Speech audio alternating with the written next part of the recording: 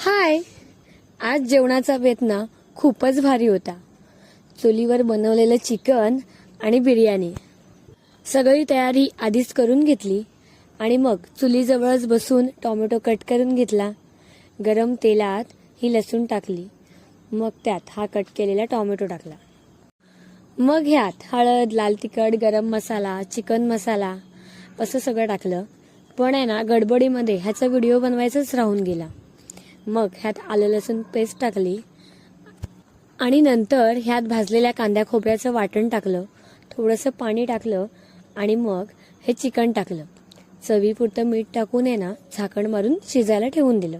चुलीवरच्या जेवणाला ना चव खरंच खूप छान असते हा. मग थोड्या वेळाने झाकण काढलं. चिकन छान असं शिजलं होतं. मग कोथिंबीर बारीक चिरून घेतली आणि मग ह्यात टाकली. मला जेवण बनवायला आवडतंच म्हणा, पण चुलीवर जेवण बनवायची जी मजा आहे ना ती कशातच नाही हा. दोन्ही रेसिपींचे व्हिडिओ एकाच वेळी करणं शक्य होत नाही, त्यामुळे बिर्याणीची रेसिपी नंतर कधीतरी नक्कीच शेअर. मग पटकन ताट वाढून घेतलं आणि मग जेवायला सुरुवात केली.